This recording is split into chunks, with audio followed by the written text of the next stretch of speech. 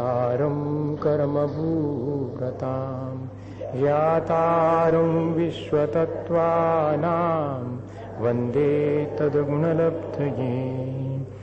भगवान महावीर स्वामी की, आचार्य उमा स्वामी महाराज की, आचार्य गुरुवर विद्यासागर मुनि महाराज की नमस्ते।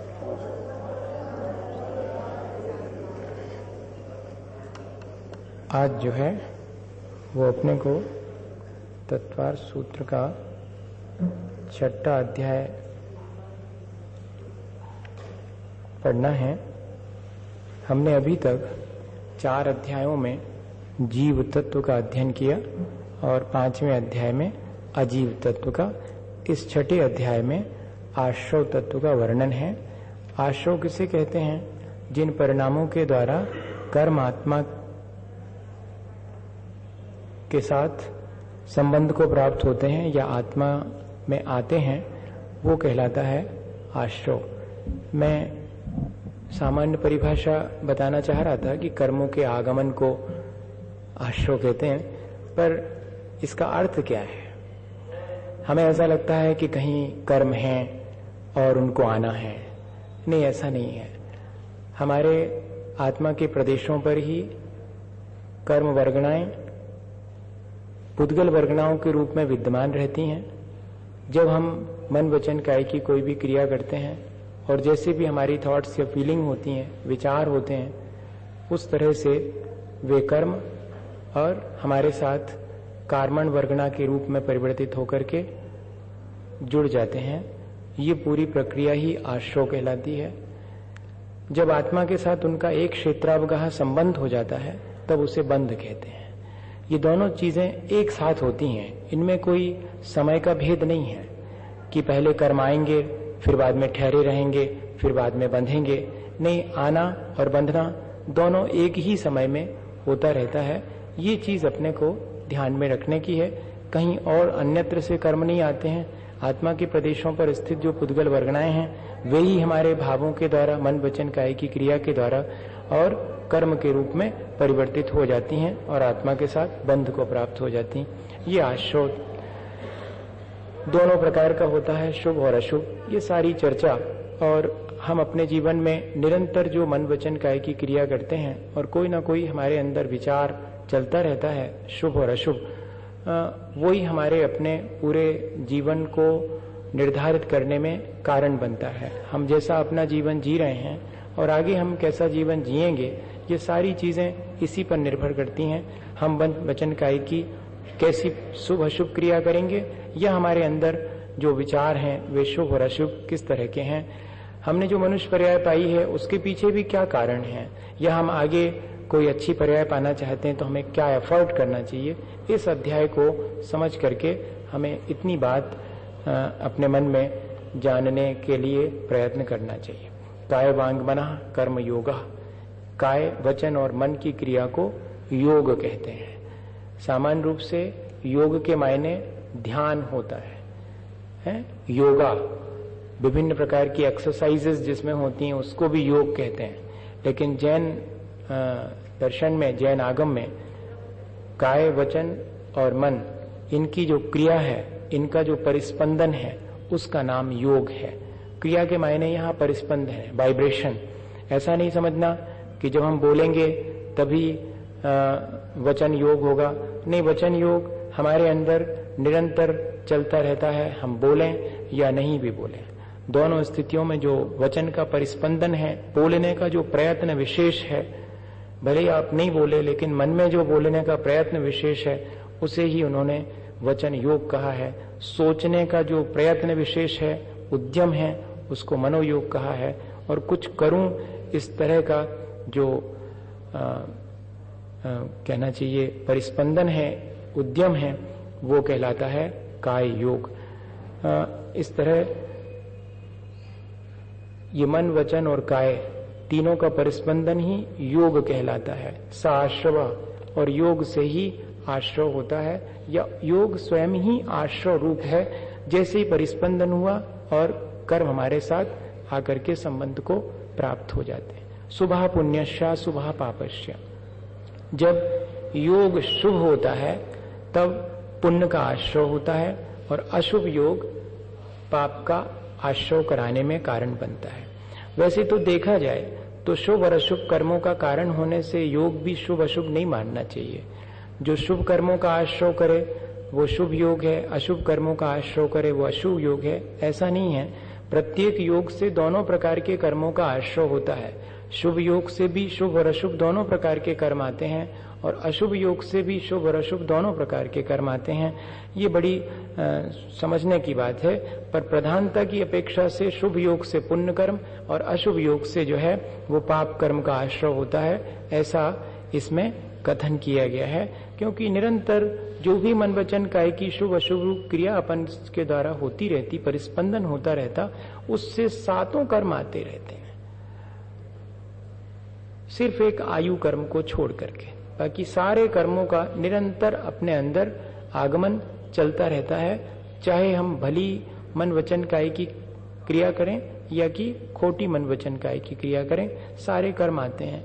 इतना जरूर है कि जब बंध की प्रक्रिया होती है तो उस बंध में फर्क अवश्य आ जाता है, शुभ और अशुभ अपने मन वचन काय की परिस्पंदन की अपेक्षा से।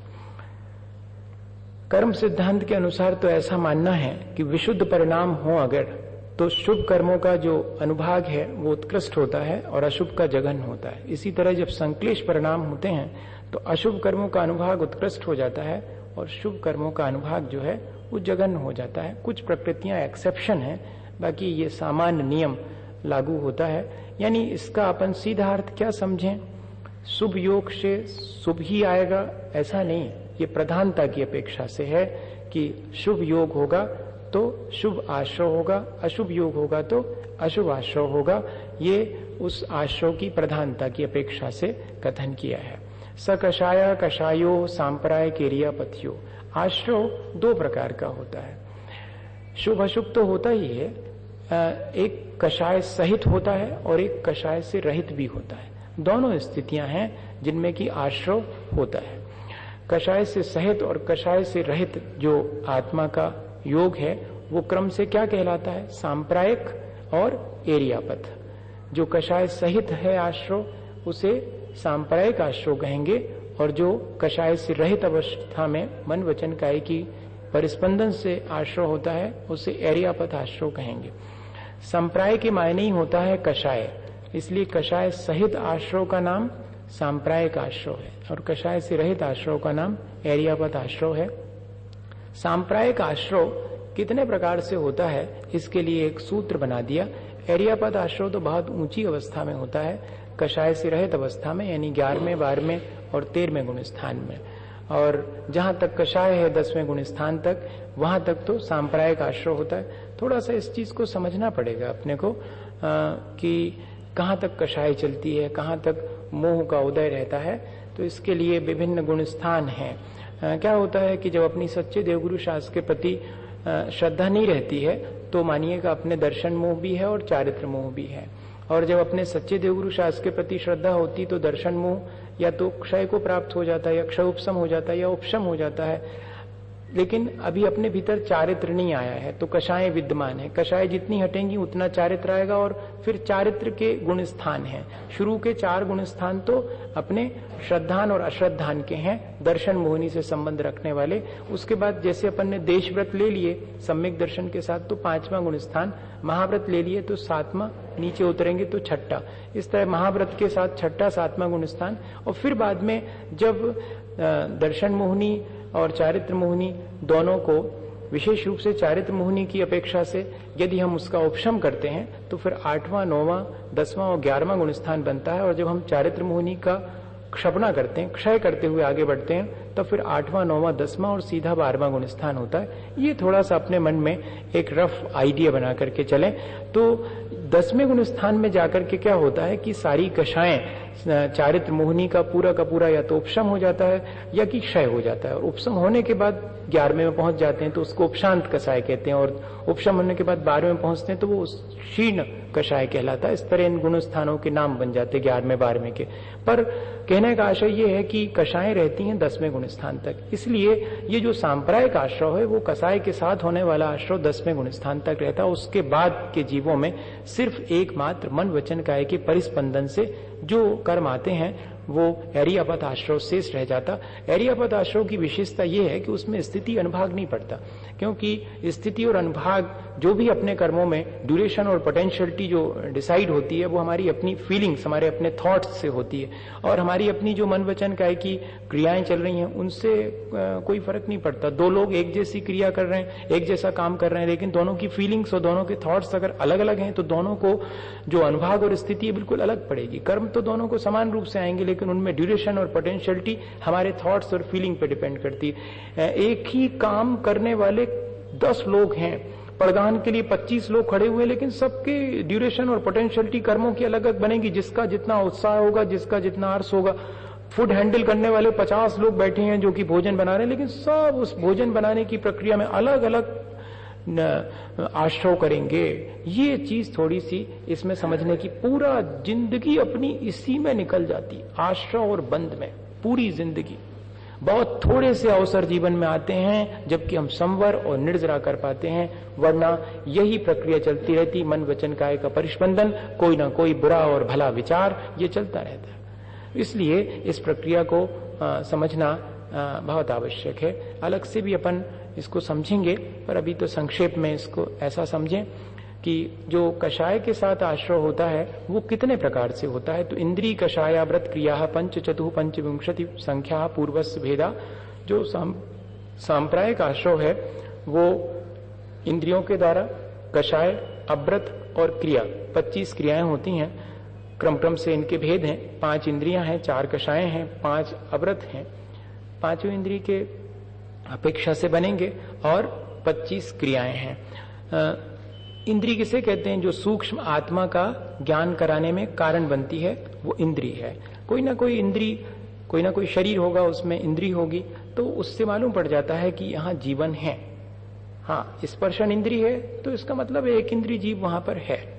इसलिए इंद्रिय को आत्मा की पहचान का चिन्ह कहा है। आत्मा तो सूक्ष्म है, लेकिन हम उसके सेंस ऑर्गन से पता कर सकते हैं किसी भी जीव के कि उसके अंदर आत्मा है, चेतना है। कषाय से सब लोग परिचित हैं। पाप से विरक्त होने का नाम व्रत है और पाप में आसक्त होना ही अव्रत है। 5 ही पाप हैं, इसलिए वे अव्रत कहलाएंगे। और क्रियाएं 25 हैं। ये जरा एक मिनट में समझने की क्रियाएं हैं। जब अपन सच्चे देवगुरु शास्त्र की पूजा आदि करते हैं तो ये सम्यक दर्शन को बढ़ाने वाली क्रिया है। इसको सम्यक क्रिया कहते हैं। इससे शुभ का आश्रय होता है।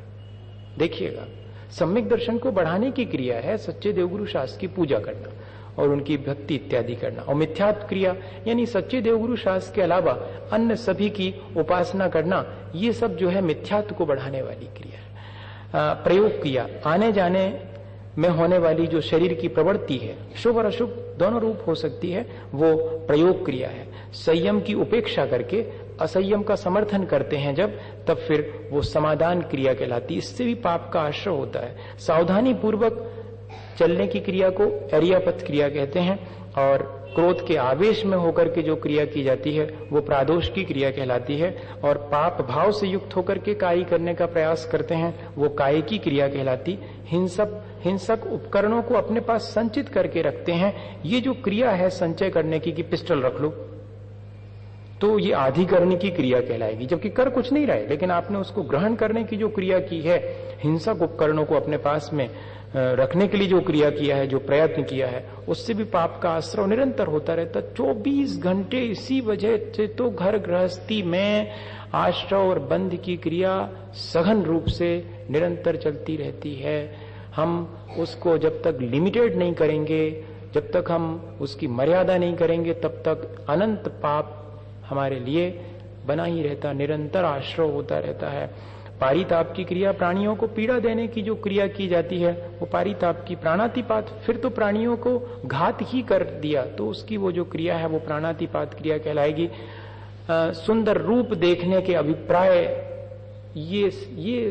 ये साइड देख करके आए, वो जरा दर्शनीय स्थल है उसको घूम करके आए, जरा ये देख लें। और ये सुनते हैं कि बढ़िया गार्डन बना हुआ है, जरा एक आध दिन होके आते हैं। ये सब क्या है? ये दर्शन क्रिया है। इससे भी पाप का ही आश्रय होता है।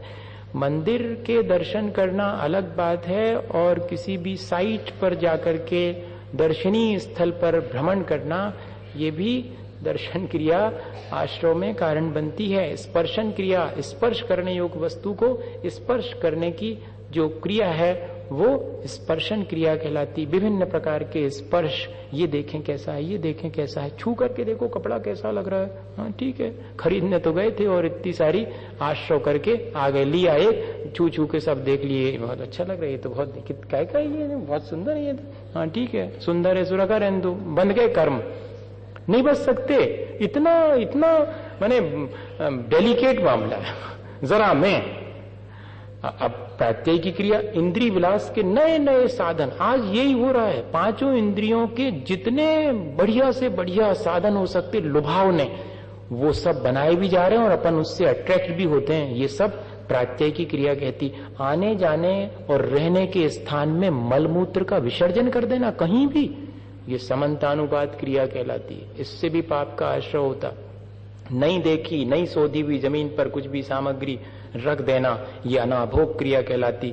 जो दूसरे के करने योग्य क्रिया है वो स्वयं कर लेना, ये स्वहस्त क्रिया कहलाती है। इसमें बड़ा कंफ्यूजन है, इसलिए नहीं कह रहा हूं मैं, क्योंकि इस पे बहुत डिस्कशन हुआ कि कौन सी क्रिया। अब जैसे कि कपड़े धोने वाले धोबी का काम अपन ने कर लिया, तो ये अगर इसमें शामिल करेंगे तो फिर बहुत मुश्किल हो जाएगी। सेविंग घर में कर ली तो फिर गड़बड़ हो जाएगी।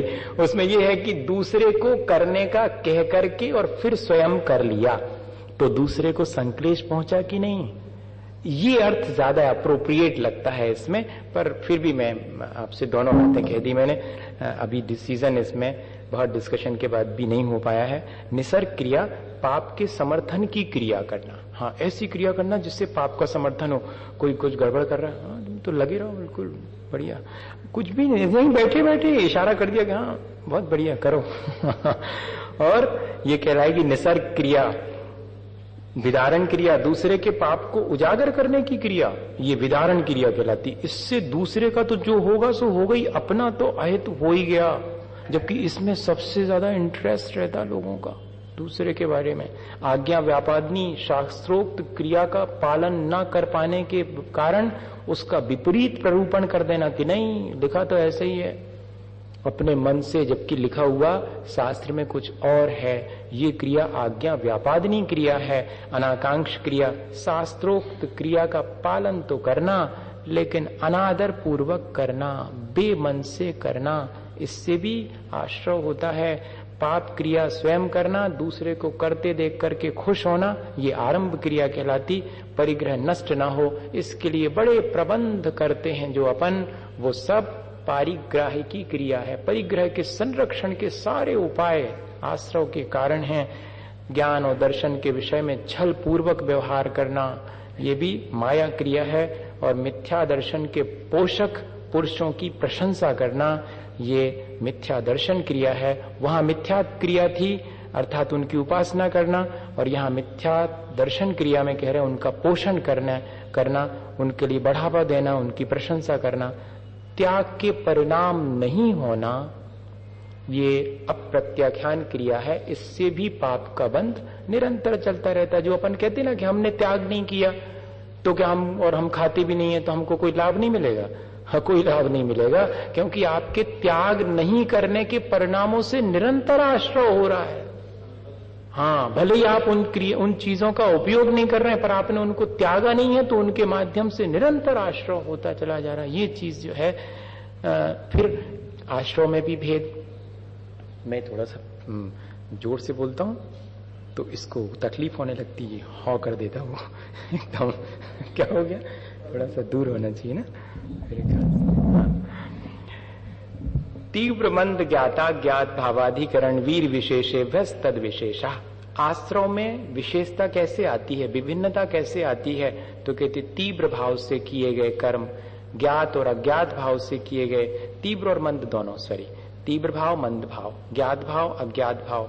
अधिकरण कैसा है, किस आधार से आपने किया है, किसके सहारे से कार्य किया है, और आपकी सामर्थ्य कैसी है, इस पर निर्भर करता है आश्रव। जैसे कि तीव्र भाव बहुत अधिक प्रबलता से, बहुत इंटेंसिटी बहुत है, चाहे कषाय की हो, किसी भी काम को करने की हो, उत्कट जो भावना होती है वो कहलाएगी तीव्र भाव। पाप रूप भी हो सकते हैं और पुण्य रूप भी हो सकते, दोनों ही चीजें हो सकती हैं। बहुत उत्साह के साथ पूजा कर रहे हैं और बहुत उत्साह के साथ पाप कर रहे हैं, दोनों ही चीजें हो सकती। बहुत तीव्रता के साथ, बहुत आसक्त होकर के वस्तुओं का उपयोग कर रहे हैं तो ज्यादा पाप होगा, और अनासक्त भाव से ठीक है परोस दो, जो बना है ठीक है, ये क्यों नहीं बना, ले वहीं पर हो गया। तीव्र भाव है, इसका मतलब अत्यंत आसक्ति है। बहुत सावधानी की आवश्यकता है इसमें, अपने परिणाम टटोलने में कि कहां तीव्र हो गए, कहां पर मंद। मंद परिणाम क्या कहलाएंगे, जिसमें कि संतोष पूर्वक जितना है उसमें ठीक है, कोई फर्क नहीं पड़ता, ऐसा है तो ठीक, ऐसा है तो ठीक, चलो काम निकालो, आगे बढ़ो, कौन झगड़े में पड़े। शांत परिणाम, मंद परिणाम कहलाएंगे। तो आश्रव पुण्य में ज्यादा होगा, पाप में कमती होगा। ज्ञात भाव, जानबूझ करके जो प्रवृत्ति करते हैं वो ज्ञात भाव कहलाता है। अज्ञात भाव में अहंकार वश कई बार हो जाता है या कि प्रमाद वश हो जाता है, वो सब अज्ञात भाव कहलाएगा। अज्ञात का मतलब है कि बिना जाने ऐसा नहीं लेना, अहंकार वश कर लेते हैं कई बार, वो भी अज्ञात भाव कहलाएगा। जैसे कि अपन क्या कहें उसको, किस तरह से कहें, कई बार ऐसा नहीं होता कि अपने संस्कार वैसे पड़ जाते हैं और अपने मुंह से कोई बात ऐसी निकल जाती जिससे दूसरे को चोट पहुंच जाती, फिर अपन बाद में कहते कि देखो देखो हमारा ऐसा आशय नहीं था, हमारा ऐसा भाव नहीं था, लेकिन इन स्पाइट ऑफ मी, मेरे बावजूद भी मेरे से ऐसी बात निकल गई, बहुत सॉरो फील करते हैं अपन। वो क्या है, वो अज्ञात भाव। ऐसी भी क्रिया हो जाती है जो कि हमारा कोई इंटेंशन नहीं था, फिर भी हमारे संस्कार वश, अहंकार वश, प्रमाद वश इस प्रकार की क्रिया हो जाती, वो अज्ञात भाव से होने वाला आश्रव है। अधिकरण, जीव और अजीव अधिकरण जिसके माध्यम से होता है, किसी व्यक्ति को देख करके अपने भीतर अच्छे भाव उठते हैं, किसी व्यक्ति को देख करके बुरे भाव उठते हैं, ये उस जीव के माध्यम से हो गए कि नहीं, तो ये जीव आधार बन गया। इसी तरह फोटोग्राफ्स, अब अगर वीतरागी भगवान का फोटो देखेंगे तो दूसरे भाव आएंगे, और रागी द्वेषी का फोटो देखेंगे, घृणास्पद फोटो देखेंगे तो उस फोटो के माध्यम, उस अजीब के माध्यम से। अगर कहीं पर बंदूकें रखी होंगी इतनी सारी, तो बंदूक देखते समय अरे वाह, तो वीरता आएगी एकदम, है वीर रस की कविता सुनने से वीरता आएगी। ये सब, ये अजीब अधिकरण बनेगा जिसके माध्यम से हमारे भाव बनते हैं, जीव के माध्यम से या कि अजीब के माध्यम से, वो सब अधिकरण। आगे कहेंगे कि अधिकरण दो प्रकार का होता, जीव और अजीब अधिकरण। वीर शक्ति विशेष, दो आदमी हैं और एक बलवान है और दूसरा कमजोर है, और कमजोर व्यक्ति जो है वो कितना पाप करेगा। जैसे कि मां लोग अगर पाप करें तो कहां तक जाएंगे, छठे नरक तक, और पुरुष अगर पाप करे अधिकतम तो 7वें नरक तक चला जाए। इसी तरह पुण्य के मामले में है, दोनों जगह इसी तरह से होता। हमारी शक्ति पर भी निर्भर करता है कि हम कितना पुण्य और पाप कर पाएंगे, दोनों ही चीजें हैं। तो इसलिए वीर भी कारण बनता है। एक बहुत शक्तिशाली व्यक्ति हो, वो अगर काम करना चाहे तो अच्छे काम भी बहुत कर सकता है, और वो करना चाहे तो बुरे काम भी बहुत तेजी से कर सकता है। तो सामर्थ्य पर निर्भर करता है हमारा कर्मों का आश्रव, उसमें विशेषता हमारे बल के अनुसार भी आती है। वज्र वृषभ नाराज सहनन हो तो 7वें नरक में भी जा सकते और मोक्ष भी जा सकते, भैया ऐसा समझने की कोशिश करें। आश्रव अधिकरणम जीवा जीवा, इसमें जो अधिकरण है वो दो प्रकार का है, जीव अधिकरण और अजीव अधिकरण। आद्यम संरंभ समारंभ आरंभ योग कृतकारतानुमत कषाय विशेष त्रिस चतुश्चैकशा निर्वर्तना निक्षेप संयोग निसर्गा द्वि चतुर्द्वि त्रिभेदा परम। अजीवाधिकरण और जीवाधिकरण दोनों के लिए दो सूत्रों में बता रहे हैं। जो भी जीव के माध्यम से होता है वो तो संरंभ, समारंभ और आरंभ, इनके भेद से 3 प्रकार का है।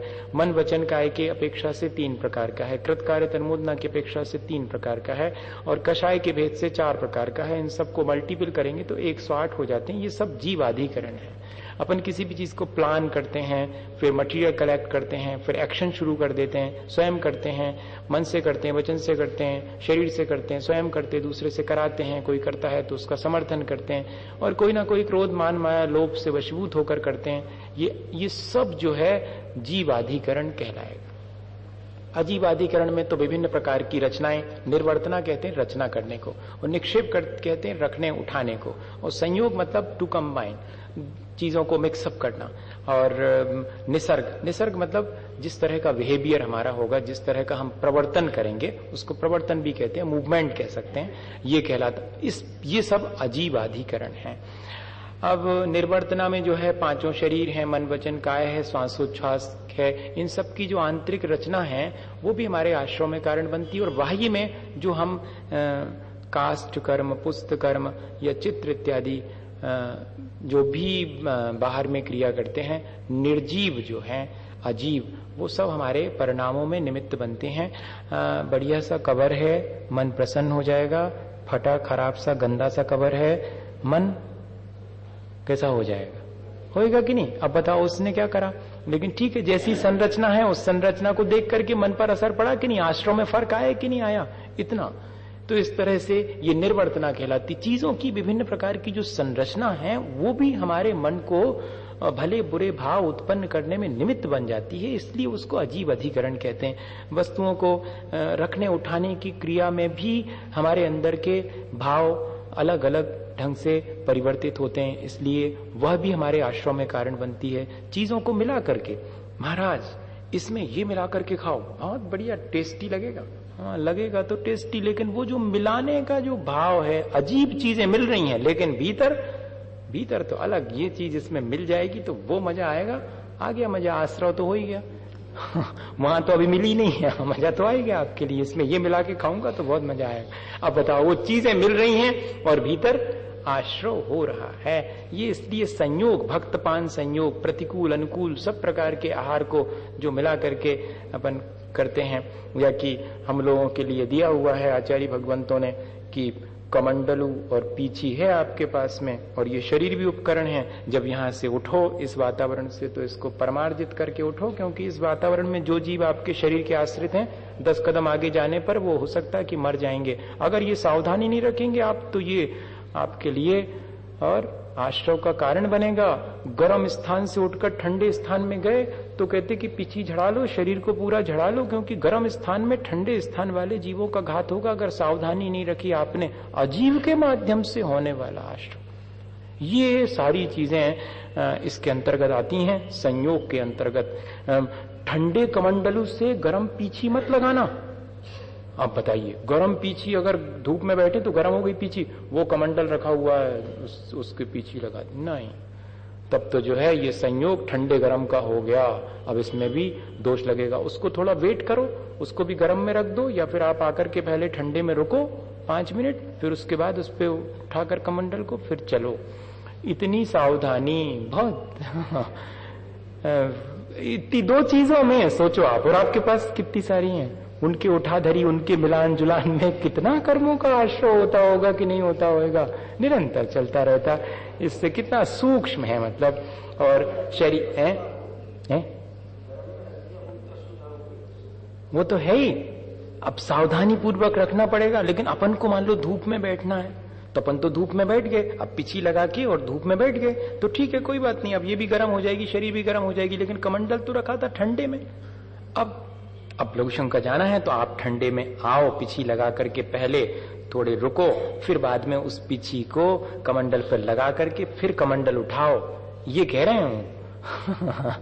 इतनी तो सावधानी है, नहीं तो और क्या दिन भर, नहीं तो आश्रय तो हो ही रहा भैया, कोई ऐसा तो है नहीं, रुका तो है नहीं, वो तो निरंतर चल रहा। छोटी छोटी चीजों में अगर सावधानी है तो कमती होगा, और लापरवाही है अत्यंत होगा। बस इतना ही है उसमें कि जो जितना अलर्ट है वो उतना कम आश्रय करेगा, जो असावधान है तो ज्यादा आश्रय होगा। निसर्ग, शरीर की जो प्रवर्तन है, जिस तरह आप शरीर को मूवमेंट देंगे, वचन को जिस तरह से प्रयोग करेंगे, और अपने मन का जिस तरह जिन विचारों में लगाएंगे आप, उस सब से भी अलग अलग ये सब अधिकरण बनेंगे, जिसके माध्यम से भी आश्रय होगा।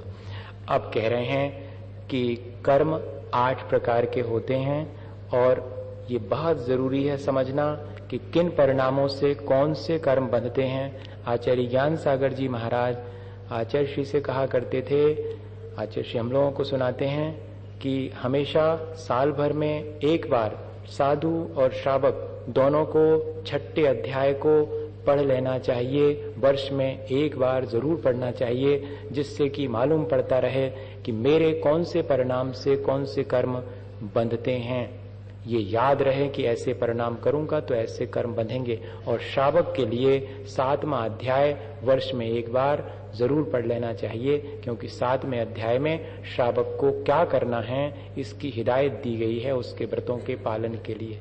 और 6ठा अध्याय साधु और श्रावक दोनों को ही साल में एक बार तो जरूर पढ़ना चाहिए। ऐसा है ये 6ठा अध्याय, जिससे कि हमें मालूम पड़ता है कि हमारे अंदर अगर कमती ज्ञान है तो हमने क्या करा होगा जिससे कि ज्ञानावरण बंधा होगा, और अगर हमें अच्छा ज्ञान मिला है तो हमने पहले ऐसा क्या करा होगा जिससे कि ज्ञान का इतना शोभसम हो गया।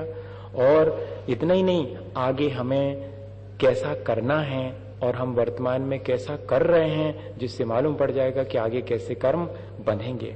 तत्प्रदोष निहनौ मात्सर्यांतराया साधनोपघाता ज्ञान दर्शनावरण योग। ये जो है ज्ञान और का नहीं करना, अर्थात तत्व ज्ञान में हर्ष का अभाव होना, ये प्रदोष है।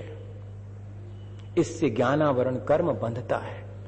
अच्छा बढ़िया ज्ञान है किसी का और अच्छा बढ़िया वो ज्ञान दे भी रहा है, फिर भी कोई उत्साह नहीं है, कोई हर्ष नहीं है मन में, बल्कि भीतर ही भीतर। और लिखा है उन्होंने कि अंतरंग में जलन होना कि मैं इसमें कहां कैसे इसको नीचा दिखा दूं। हाँ, ये प्रदोष कहलाता है। बैठे बैठे वहीं पर अलग अलग परिणाम बनेंगे। सभा में बैठे हुए 1000 लोग बैठे हुए हैं और तत्व ज्ञान का प्ररूपण हो रहा है, अच्छा भी है, सब कुछ ठीक है, लेकिन भीतर ही भीतर, क्योंकि उस व्यक्ति से अगर द्वेष भाव है तो उसके द्वारा किए गए तत्व प्ररूपण में भी द्वेष उत्पन्न हो जाएगा। ये प्रदोष। इससे क्या होता, अपना ही ज्ञान ढक जाएगा। ज्ञानावरणी कर्म निनव, ज्ञान की बात मालूम है, पूछने पर नहीं बताना। हाँ, हमें नहीं मालूम, पुस्तक है आपके पास, नहीं हमारे पास, और है जबकि ये ज्ञान आपने कहां से पाया? हमने अपने मन से पाया। गुरु का नाम छिपा लिया, शास्त्र का नाम छिपा लिया, बताने से इनकार कर दिया, ये सब जो है निहनव कहलाएगा।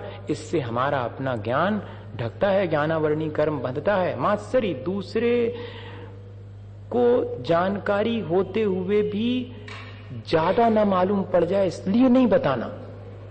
हाँ, ईर्ष्यावश।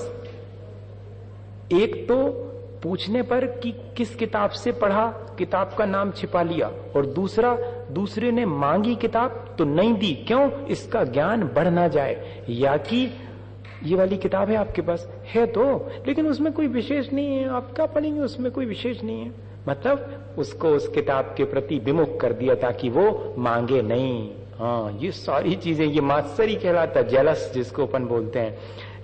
भाव क्या है कि दूसरा हमसे ज्यादा ज्ञानवान ना हो जावे, इसलिए जानकारी होते हुए भी छिपा, ईर्ष्यावश दूसरे को नहीं बताना। अंतराय, ज्ञान और ज्ञान प्राप्ति के साधनों में बाधा डालना। किताब फाड़ दी, लाइट बंद कर दी, सो जाओ, अब टाइम हो गया, क्या दिन भर पढ़ते रहते हो, ले वो अपना उद्यम वो कर रहा है।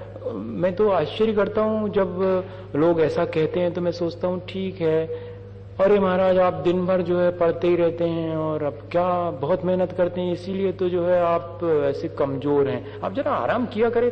मतलब क्या कहना चाह रहे हैं आप? ऐसा करके विचार करने की चीज है, अंतराय डाल दिया आपने। ये जरूर कहो कि क्या महाराज आप राग द्वेष की चर्चा में लगे, थोड़ा धर्म ध्यान करो। हाँ, नहीं धर्म ध्यान कर रहे हैं तो क्या आप दिन भर ही लगे रहते हैं, बस यहां से उठे और वहां फिर शुरू हो गया, वहां से उठे वहां फिर, तो क्या करें? राग द्वेष करें? नहीं, राग द्वेष की चर्चा के लिए वक्त ही नहीं मिलना चाहिए। धर्म चर्चा सिर्फ, और कोई नहीं। या फिर चुप, या फिर अपना पढ़ो, या फिर बोलो तो सिर्फ धर्म के वचन ही बोलो, उसके अलावा जो भी बोला जाएगा वो सब राग द्वेष से युक्त होगा। बहुत सावधानी की आवश्यकता है। इससे ज्ञान और ज्ञान प्राप्ति के साधनों में बाधा डालना, रोक देना किसी को, अपना ही ज्ञान ढकेगा। और दूसरे के द्वारा दी गई जानकारी को आदर ना करते हुए शरीर और वाणी दोनों से निषेध करना। कोई बात नहीं जम रही तो ठीक है, ऐसे ही चलता है, शरीर से भी ऐसे, और वाणी दूसरे बाजू वाले से देखा ऐसे ही है, कुछ बताता रहते नहीं, प्ररूपण करने बैठ गए भीतर अपने आप चुपचाप, किसी को पता नहीं लगा। ये क्या है? ये आसाधना है ज्ञान की। ज्ञान और ज्ञानवान दूसरे के द्वारा जो जानकारी दी जा रही उसके प्रति कोई आदर नहीं है, बल्कि अनादर का भाव है। शरीर और वाणी से, दोनों से अनादर कर दिया। उपघात, सही ज्ञान में भी दोष लगा देना, ये उसे गलत साबित कर देना, ये फिर तो उसका ज्ञान का उपघात ही हो गया। आसाधना में तो सिर्फ अनादर हुआ था और उपघात में ज्ञान को अज्ञान कह दिया और उसको नष्ट ही कर दिया। इससे ज्ञानावरण और दर्शनावरण दोनों बंधते हैं। मैं इस किताब को भी लेके आया था। आज आपका कैसा मन है? मैं 4 बजे से बाद तक भी करते रहूं तो चलेगा? बढ़िया, अच्छे लोग हैं। नहीं तो कहते कि नहीं और दूसरी बात करवा लो, धर्म की बात मत करवाओ। तो आज इसमें से बहुत सारी चीजें ऐसी हैं जो कि जानने के योग्य हैं, और एक दिन में तो सब नहीं जाना जा सकता, फिर भी मैं कोशिश करूंगा कि आपको संक्षेप में कहूं। राजवार्तिक में, तत्वार्थ राजवार्तिक में अकलंक स्वामी ने, और इतने ये तो अपन ने 5-6 कारण पढ़े, बहुत सारे कारण दिए हैं, उन पर भी थोड़ा सा अपन विचार करें। आचार्य और उपाध्याय के प्रतिकूल चलना, ज्ञानावरण और दर्शनावरण के बंध में क्या कारण बनता है? आचार्य और उपाध्याय के प्रतिकूल चलना, अकाल में स्वाध्याय करना, अश्रद्धा भाव से स्वाध्याय करना, अभ्यास करने में आलस करना, अनादर से अर्थ सुनना, तीर्थ उपरोध, दिव्य ध्वनि के समय स्वयं व्याख्यान करने बैठ जाना, सभा में वक्ता अपना स्वाध्याय कर रहा है, वहीं पीछे बैठ करके दूसरे को समझाने लग जाना, क्या आपस में गप्पा करने लग जाना। हाँ, इधर तो महाराज जी से बात कर रहे हैं 2 लोग और वहां 2 लोग सटे हैं अपने आराम से चर्चा में, ये क्या है? इसीलिए तो मैं कह रहा हूं कि इसको भी अपन पढ़ लें। व्याख्या दूसरा कर रहा है और उस समय अपन आपस में और बात करने लगे हैं, तो वो ज्ञानावरणी कर। आचार्य हम लोगों को पहले टोक देते थे, क्योंकि हम लोग क्या करते थे, आचार्य पढ़ा रहे और अब कोई चीज बढ़िया सी लगी या कि कोई चीज समझ में नहीं तो बाजू वाले से, तो वो कहते थे बाजू वाले से क्यों, मेरे से पूछो ना। अच्छी लगी तो जोर से कहो कि महाराज बहुत आनंद आ गया, अच्छी लगी, और नहीं लगी, समझ में नहीं आई, महाराज समझ में नहीं आई, हाथ ऊंचा करके, बाजू वाले से क्यों? उससे तुम्हारे ज्ञानावरण बंधेगा, क्योंकि उपदेशक के मन में संक्लेश होगा कि ये दोनों क्यों बात कर रहे हैं। हाँ, इसलिए आपके मन में, आपके अंदर भी बंद होगा ज्ञानावरण कर्म का। इतना सूक्ष्म आचार्यों को बहुश्रुतपने का गर्व करना, अरे मैं तो बहुत विद्वान हूं, तो फिर अब अगली बार आपको ज्ञान नहीं मिलेगा। मिथ्या उपदेश करना, बहुश्रुतवान का अपमान करना, अपने से अधिक ज्ञानवान का, अपने पक्ष का दुराग्रह करना, जो मैं कह रहा हूं वही ठीक है। आचार्य जी कहते हैं कि जो मेरा सो सच्चा नहीं, जो सच्चा सो मेरा। ये दुराग्रह नहीं होना, स्वपक्ष के दुराग्रह बस असंबद्ध प्रलाप करने वाले तेजी में आ जाते हैं कई बार, जब अपनी बात का समर्थन नहीं होता तो ये क्या है? ये ज्ञानावरण कर्म का बंध है। सूत्र के विरुद्ध वचन बोलना, और जिसको ज्ञान नहीं है उससे ज्ञान प्राप्त करना, सच्चा ज्ञान जिसको नहीं है। आचार्य ज्ञान सागर जी महाराज ने कहा था कि मैंने तुम्हें पढ़ाने लायक सब पढ़ा दिया, अब तुम्हें किसी और के पास, असंयमी के पास तुम्हें पढ़ने नहीं जाना पड़ेगा। संयमी होकर के भी असंयमी से अगर आप पढ़ते हैं, हाँ, डिस्कशन करना अलग बात है, तत्व चर्चा करना अलग बात है, लेकिन उसे ऊंचे बिठा करके आपको नीचे बैठना पड़ेगा ज्ञान प्राप्ति के लिए। इसलिए बहुत सावधानी की आवश्यकता है इसमें। शास्त्र बेच करके आजीविका चलाना ज्ञानावरण कर्म का बंध का कारण है ये सब। और दर्शनावरण के अलग से लिख दिए हैं। अपनी दृष्टि का घमंड होना, देखा 70 साल का हो गया अभी तक चश्मा नहीं लगा, क्या आंख है मेरी। ठीक है, कर्म का बंध कर रहे हैं आप। और दूसरे की आंख इत्यादि को दूषण लगा देना, उसको नष्ट करने का भाव करना। दीर्घ निद्रा, बहुत सोना, दिन में सोना, इससे दर्शनावरणी कर्म बनता है। आलस, सम्यक दृष्टि के दूषण लगा देना, कुतीर्थ की प्रशंसा करना, हिंसा और यति जनों के, मुनि जनों के प्रति ग्लानि का भाव होना, ये सब दर्शनावरणी बंध के कारण हैं, आश्रव के कारण हैं। दुख शोक तापा क्रंदन बद परिदेव नान्यात्म परो भय स्थानान्य सद्वेद्यस्य असाता वेदनी कर्म बांधना हो तो जे उपाय करो। क्या? स्वयं, दूसरे या दोनों में पीड़ा का अनुभव करना, दूसरे को भी पीड़ा करवा देना, शोक, ताप, आक्रंदन, बध और परिदेवन, ये 6 हैं। इनके अर्थ अलग अलग दिए हैं। दुख के मायने है पीड़ा का अनुभव करना, और शोक किसी प्रिय वस्तु या उपकारी व्यक्ति, इसके वियोग में या उसके नष्ट होने पर, खोने पर जो उदासी आती है, जो सौरो फील करते हैं, वो कहलाता शोक। दुख से भी और शोक से भी और ज्यादा असाता वेदनी बंधती है। और ताप, झूठा आरोप किसी ने लगा दिया तो उससे उत्पन्न होने पर जो मानसिक व्यथा होती है उसको बोलते हैं ताप, संताप जिसको कहते हैं। आक्रंदन, वीपिंग, जोर जोर से विलाप करते हुए और रोना, ये आक्रंदन कहलाएगा। वध कर देना, दूसरे के प्राणों का घात कर देना, ये कहलाएगा वध। इससे भी स्वयं को असाता ही बनती है। और परिवेदन अर्थात प्रिय व्यक्ति के वियोग में उसके गुणों का स्मरण करते हुए जब करुणाप्रद रुदन किया जाता है तब वो कहलाएगा परिवेदन। इससे भी स्वयं को असाता ही बंधेगी। असाता के लिए आचार्य भगवंतों ने इसके अलावा भी और कारण लिखे हुए हैं, वो भी जानना चाहिए। बहुत सारे कारण हैं। मैंने थोड़ा सा मेहनत नहीं करी, मेरी वो कॉपी जो है वो कहाँ रखी गई पता नहीं, तो मिली नहीं तो मैंने इसमें से सब निकाल लिए थे। अब थोड़ी मेहनत करना पड़ रही है। अलग अलग दिए हुए हैं इसमें। अशुभ प्रयोग करना, दूसरे पर अपवाद लगाना, पैशून्य, चुगली करना, इससे असाता का बंध होता है।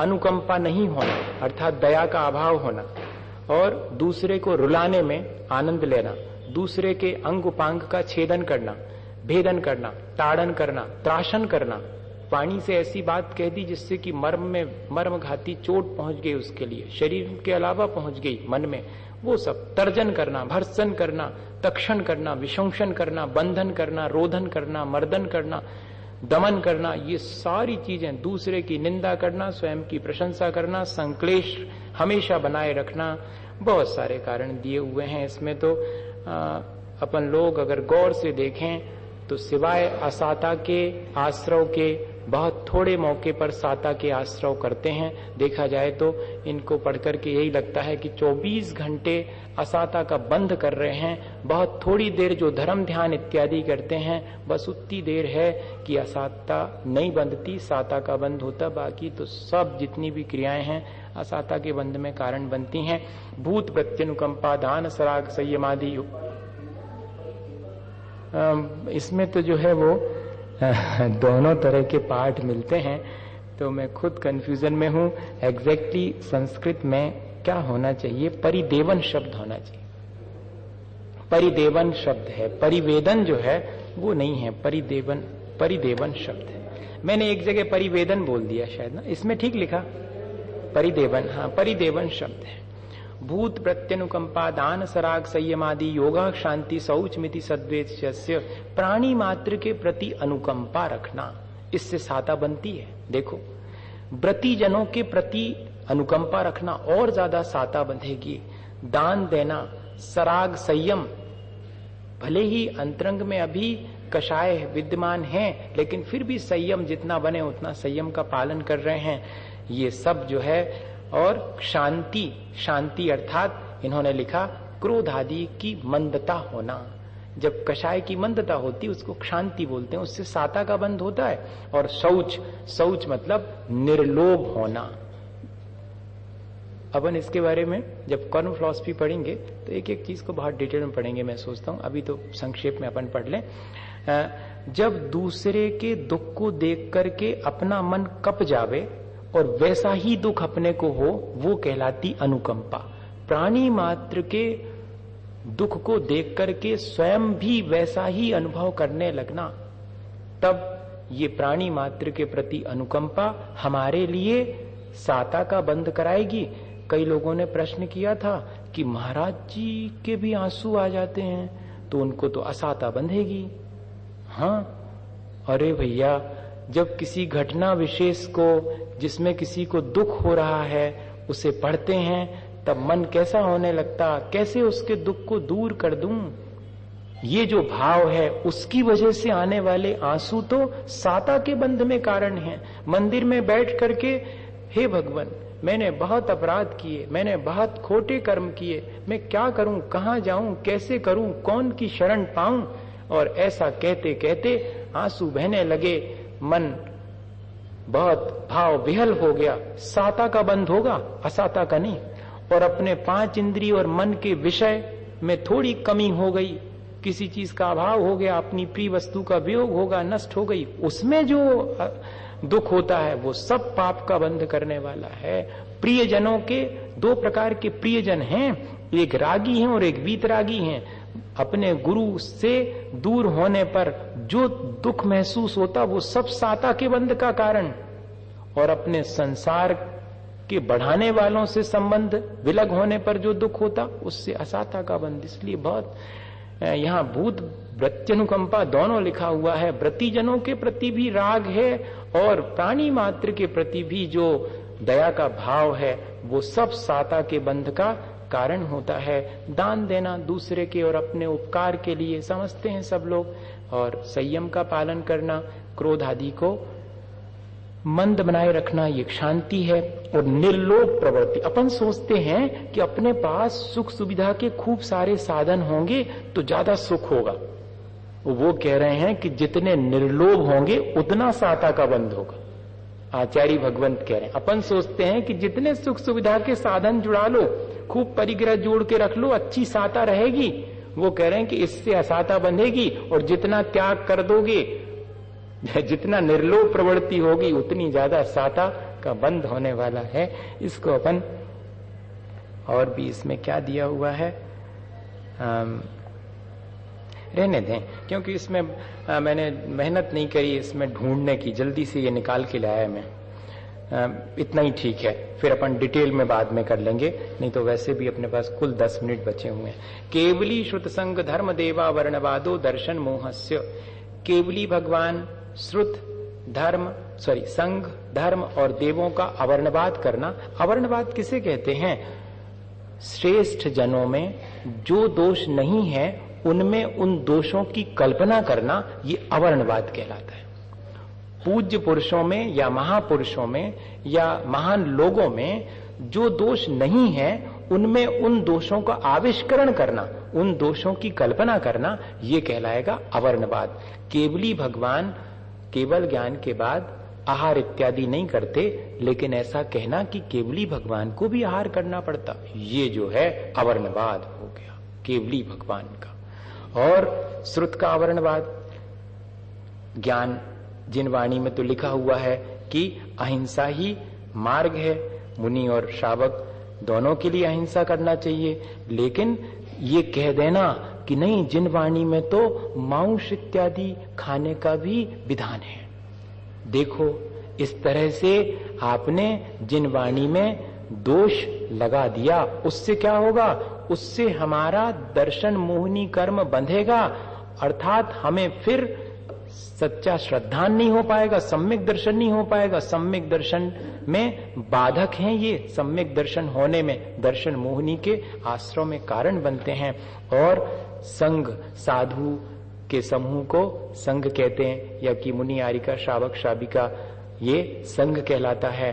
तो ऐसा कह देना, अरे जी अभी इतने दुखी हैं, इनको का सुख मिलेगा? अभी तो काया सूख रही है, भोजन तो एक बार कर पा रहे हैं, इनको क्या मिलने वाला? ऐसा, या कि इनका कितना मलिन शरीर है, नहाते धोते तो है नहीं, अशुचि हैं, गंदे हैं, ये क्या अपना कल्याण कर पाएंगे? ऐसा कह देना, ये संघ का अवर्णवाद है। और धर्म, अहिंसा तो श्रेष्ठ है, लेकिन उसे नहीं मानना और उल्टा कह देना कि अहिंसा से कल्याण नहीं होता बल्कि अकल्याण होता है, ऐसा मन में भाव भी आ जाना तो कहते ये धर्म का आवरणवाद। और देवलोक, अरे देवता लोग तो मांस भक्षण करते हैं और सुरापान करते हैं, ऐसा कह देना ये देवों का आवरणवाद है। सेलेस्टियल बीइंग, स्वर्ग के देव सबसे सुंदर होते हैं, वे सुरा इत्यादि का पान नहीं करते, वे तो कंठ में अमृत उनके झरता है, मानस आहार करते हैं। उन पर ऐसा दोष लगा देना यह देवों का आवरणवाद है। इससे भी हमारे मिथ्यात्व बंधता है, दर्शन मोहनी बनती, हमारे सम्यक दर्शन में बाधा उत्पन्न होती है। इस तरह और भी बहुत से दोष हैं जो कि मोहनी कर्म के, दर्शन मोहनी के आश्रय में कारण है। कषायोदयात तीव्र परिणामास चारित्र मोहस्य, कषाय के उदय में होने वाला जो आत्मा का तीव्र परिणाम है वो चारित्र मोहनी कर्म का आश्रय बनता है। होता क्या है कि कर्म का उदय तो थोड़ा आता है, बाह्य वातावरण मिला करके अपन उसको बढ़ा लेते हैं। थोड़ी सी कोई ने अपने मन की बात नहीं करी, थोड़ा सा गुस्सा आओ और फिर बाद में अपन ने अपने हाथ से और बढ़ा लिया। हाँ, ये अपन करते हैं, कर्म की उदीर्णा करवा देते हैं जिससे कि और कषाय बंधने लगती है। किसी ने अगर कोई एक बात अपने मन की नहीं कही तो उसी समय ठीक है, हटाओ उस चीज को, हल्का कर दो, नहीं तो अब भी और तेजी से हम और तीव्रता से कषाय करेंगे और फिर कषाय करेंगे तो और कर्म का बंध होगा, चारित्र मोहनी ही बंधेगी। इसलिए वहां से हट जाएं या कि चुप हो जाएं और उस वातावरण को हल्का बना दें, नहीं तो और कषाय बंधेगी। कषाय थोड़ी सी है, वो कह रहे हैं कि कषाय का उदय आया और उस समय आपने और तीव्र परिणाम कर लिए कषाय के, तो फिर और नई कषाय बंधेगी। और इतना ही नहीं, इसमें लिखा है कि स्वयं कषाय करना, दूसरे को कषाय उत्पन्न करवा देना, तपस्वी जनों के व्रतों में दोष लगा देना, इससे भी और संक्लेश उत्पन्न करने वाले वेश और व्रत धारण कर लेना। मैं बार बार इसीलिए कहता हूं कि व्रत नियम उतने ही धारण करो जिससे संक्लेश ना हो।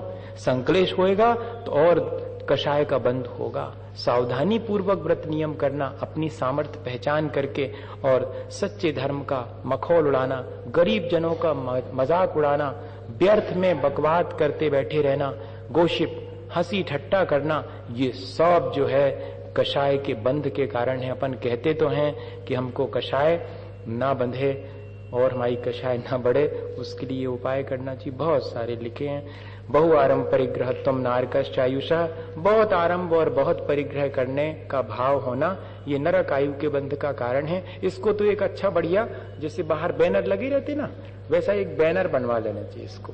मैं बहुत अधिक आरंभ और परिग्रह करता हूं, मैं नरक जाऊंगा, ऐसा। और जब घर लौटे अपन तो वो जरूर रोज पढ़ें उसको, कितना पापकारी करता हूं, कितना परिग्रह संचित करके रख रहा हूं। जबकि अल्पारंभ परिग्रहत्व मानुष्य, मैंने अल्प आरंभ किया होगा, अल्प परिग्रह रखा होगा, इसलिए मनुष्य बना हूं, और अब मैं कर रहा हूं बहुत आरंभ और बहुत परिग्रह, जाऊंगा कहां, नरक जाऊंगा।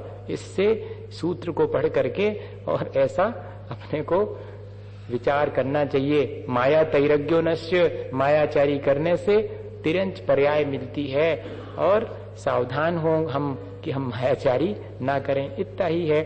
उसमें लिखा है विनम्रता होना, सज्जनता होना, सीधा सच्चा व्यवहार करना, स्वभाव से ही मृदुता होना, नेचुरल माइल्डनेस जिसको कहते हैं। वो कह रहे हैं कि ये सब अपन ने कैसा करा होगा जब अपन मनुष्य बने हैं, ये विचार करो कि अपन पहले मनुष्य बने हैं तो विनम्र रहे होंगे, सज्जन रहे होंगे, सरल व्यवहार रहा होगा, मृदुता का स्वभाव रहा होगा, तब ये इन कारणों से मनुष्य बने हैं। और अब अगर अपन इन चीजों को नहीं करेंगे तो कहां जाएंगे, ये विचार करने की चीज। स्वभाव मार्दवम चा लिखा हुआ है कि स्वभाव से जिसके अंदर मृदुता होती है वो मनुष्य आयु का बंद करता। अपन ने मनुष्य आयु बांधी है तो अपने स्वभाव में मृदुता रही होगी, तब तो अपन मनुष्य बने हैं। और अगर अब भी कठोरता आ जाएगी तो आगे कहां जाएंगे, ये स्वयं ही डिसाइड हो जाता है।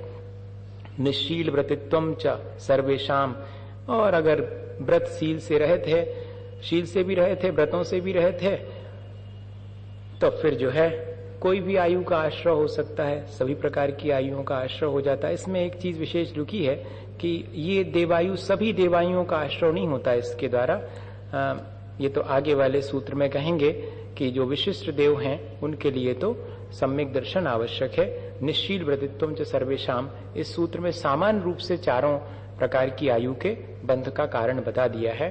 फिर अलग से देवायु के लिए बता रहे हैं, सराग संयम, संयमा संयमा काम निर्जरा बाल तपांसी दैवश्य। सराग संयम का पालन करना और संयमा संयम अर्थात देश व्रत, महाव्रत दोनों हो गए। और अकाम निर्जरा, मजबूरी में जो कर्मों की निर्जरा होती है, जैसे कि अब सुबह से शाम तक जो है दुकान में फुर्सत ही नहीं मिल पाई कि खाना खा सके, तो खाने नहीं खा पाया, तो उसमें जो कर्मों की निर्जरा हुई वो सब अकाम निर्जरा कहलाएगी। इधर जेल में बंद कर दिया जाता है तो क्या जमीन पे सोना पड़ता है और रात में जो है ठीक से नींद भी नहीं आ पाती, कितनी मुश्किलें होती। उस समय जो कर्मों की निर्जरा होती मजबूरी में, वो सब अकाम निर्जरा कहलाएगी। इससे भी देवायु बंध सकती है, लेकिन बड़े वाले देवों की आयु नहीं बंधेगी। वनवासी व्यंतर इत्यादि देवों की आयु बंधेगी। बाल तप करना अर्थात मिथ्यात्व के साथ में जो भी तपस्या की जाती है उससे भी देवायु बनती, लेकिन खोटी आयु देवों की आयु बनती। सम्यक त्वम चा, सम्यक दर्शन से जो देवायु बनती है वो तो स्वर्ग के देव, वैमानिक देवों की आयु का ही बंध होता सम्यक दर्शन के साथ में। अपन को यदि सच्चे देवगुरु शास्त्र पे श्रद्धा है, तत्वार्थ का श्रद्धान है, तो एकमात्र आयु बंधेगी देवायु। और कोई ने व्रत नियम ले लिए तब तो फिर हो गया कि उसके तो फिक्स है। और जिसके व्रत नियम लेने का भाव नहीं है बिल्कुल भी मन में, तो समझना या तो खोटी आयु बंध गई है या बंधेगी तो खोटी बंधेगी। ये इसका कहना चाहिए कर्म क्लियर है उसमें। योग वक्रता विसंवादनम च शुभस्य नामनः, मन वचन काय की वक्रता होना और विसंवाद करना, तेरा मेरा करना, ये अशुभ नाम कर्म के बंध का कारण है।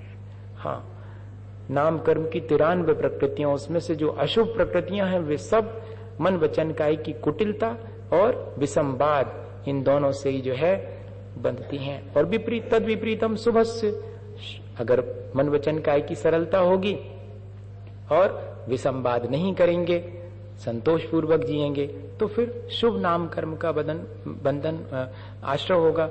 अब कह रहे हैं कि सबसे बढ़िया पुण्य प्रकृति कौन सी है नाम कर्म की? तीर्थंकर। वो कैसे बनती? देखो, दर्शन विशुद्धि विनय संपन्नता शील व्रतेष्णति चारो वीक्षण ज्ञानोपयोग संवेगौ शक्ति तस्त्याग तपसी साधु समाधिर वैयाव्रतकरण महारदाचार्य बहुश्रुत प्रवचन भक्तिरावश्यका परिहानिर्मार्ग प्रभावना प्रवचन वत्सरत्मित तीर्थकरत्वस्य। ये अपन ने 16 कारण भावनाएं पहले भी इनको अपन ने समझ लिया है, इसलिए इसको तो अपन ने जल्दी से खत्म कर दिया, क्योंकि 16 कारण भावनाएं सबको मालूम है। अब उनके अलग अलग क्या अर्थ बताएं हम? रोज 16 कारण पूजा भी करते हैं, उसमें सबके अर्थ हैं। इन ऐसे 16 कारण भावना के जो निर्मल परिणाम हैं, उससे तीर्थंकर प्रकृति का आश्रय होता है। एक ही सबसे श्रेष्ठ पुण्य प्रकृति है। परात्म निंदा प्रशंसे सद्गुणोच्छादनोद्भावने च नीचैर गोत्रस्य, पर की निंदा करना, आत्म प्रशंसा करना, दूसरे के अच्छे गुणों को ढांकना और उसके अवगुणों को प्रकट करना, ये सब नीच गोत्र के बंध के कारण हैं। और नीच गोत्र का बंध दूसरे गुण स्थान तक होता मिथ्यात्व के साथ। तो जब जब भी दूसरे की निंदा करने का भाव आए तो समझ लेना कि गुण स्थान नीचे गिर गया, मिथ्यात्व में आ गए और अब नीच गोत्र बंध रहा होगा। उसी क्षण देर दार का काम नहीं है। ये इस सूत्र के पढ़ने का इतना ही है, परिणाम संभालना। और इसीलिए तो आचार्य ने कहा कि इसको तो बांचते रहो बार बार, तो परिणाम संभल जाएंगे। नहीं तो पर निंदा, सच्चे झूठे दोषों को, जिसके अंदर वास्तव में दोष हैं उनको भी नहीं कहना, वो कह रहे हैं। जो दोष हैं उनको भी नहीं, जो नहीं है उनको तो छोड़ो, जो दोष उनके भीतर हैं वो भी नहीं कहना, वो भी पर निंदा कहलाएगी।